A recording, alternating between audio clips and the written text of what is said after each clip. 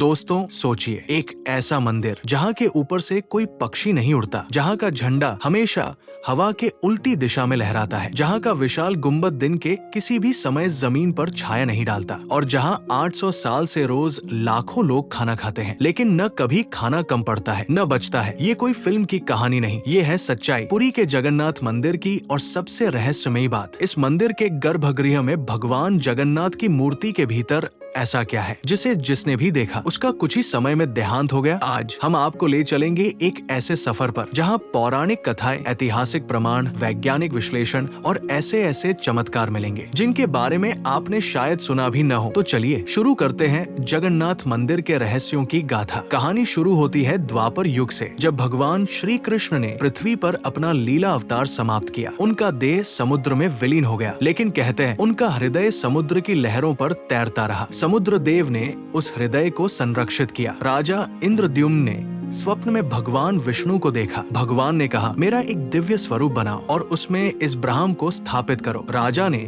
दिव्य वास्तुकार विश्वकर्मा को बुलाया। विश्वकर्मा ने शर्त रखी, जब तक मैं मूर्ति पूरी न कर लूं कोई दरवाजा न खोले। राजा ने हामी भर दी। दिन बीते, हफ्ते बीते, लेकिन राजा बेचैन हो गए। उन्होंने दरवाजा खोल दिया और उसी क्षण विश्वकर्मा अदृश्य हो गए। मूर्तियां अधूरी रह गई, हाथ पांव छोटे, आंखें बड़ी, आकार अजीब, लेकिन इन्हीं मूर्तियों में कृष्ण का हृदय यानी ब्रह्म स्थापित हुआ। अब जरा सोचिए, इतना विशाल मंदिर और इतने अजीब अजीब चमत्कार। वैज्ञानिक कहते हैं शायद यहाँ का चुंबकीय क्षेत्र अलग है जो पक्षियों के नेविगेशन सिस्टम को डिस्टर्ब करता है, लेकिन भक्त कहते हैं ये भगवान का आकाशीय क्षेत्र है जहाँ तक कोई नहीं जा सकता। मंदिर के ऊपर लगा ध्वज हमेशा हवा के विपरीत दिशा में लहराता है। फिजिक्स कहती है ये असंभव है, लेकिन पुरी में ये रोज होता है। दिन के किसी भी समय मंदिर के मुख्य गुंबद की छाया जमीन पर नहीं दिखती। कई इंजीनियर्स ने माप लिया, फिर भी ये रहस्य बना हुआ है। आप घर के बाहर खड़े हो जाए, दोपहर में आपकी छाया आपके साथ रहती है, लेकिन भगवान जगन्नाथ वो अपनी छाया तक अपने पास रखते हैं। मंदिर की रसोई में रोज 56 प्रकार का भोग बनता है। 25-30 हजार लोग रोज प्रसाद खाते हैं। त्योहारों में ये संख्या लाखों में जाती है, लेकिन चमत्कार ये है, रसोई में कभी खाना कम नहीं पड़ता और कभी बचता भी नहीं। 800 साल से रोज यही हो रहा है। रसोई में मिट्टी के साथ बर्तन